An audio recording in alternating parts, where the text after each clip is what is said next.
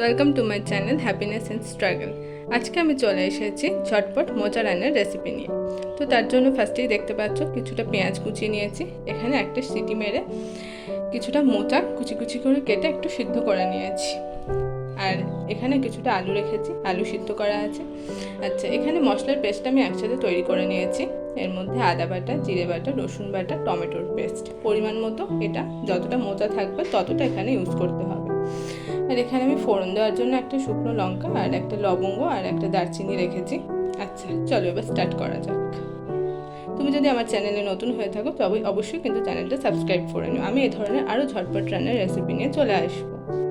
তেল গরম করতে নিয়েছি এবং সেখানে জিরে ফোড়ন দিয়ে দিয়েছি। এবার পেঁয়াজগুলো যে কাটা ছিল সেগুলোকে দিলাম। এবার বেশ কিছুক্ষণ আমি নাড়াচাড়া করবো যতক্ষণে পেঁয়াজের কালারটা চেঞ্জ হচ্ছে।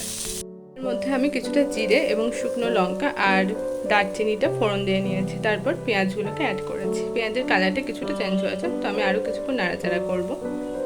বাটা, টমেটো বাটা আর রসুন বাটার পেস্টটা আমি এখানে অ্যাড করলাম। এখানে পরিমাণ মতো হলুদ অ্যাড করাই ছিল, তো আপনারা চাইলে আলাদা করেও অ্যাড করতে পারেন। এবার আমি পরিমাণ মতো লবণ এখানে অ্যাড করব। বেশ কিছুক্ষণ এইভাবে নাড়াচাড়া করে ভালো করে কষিয়ে নিতে হবে। মশলাটা যত ভালোভাবে কষবে তত রান্নার টেস্ট বেশি হবে। তো যতক্ষণ না তেল থাকবে ততক্ষণ আমি কষাবো। লেগে যাচ্ছিলো, তাই মশলা ধোয়া জলটা আমি অ্যাড করেছি। এবার কিছুক্ষণ বাদে আমি ওই সিদ্ধ করা মোচাগুলোকে অ্যাড করে দেবো।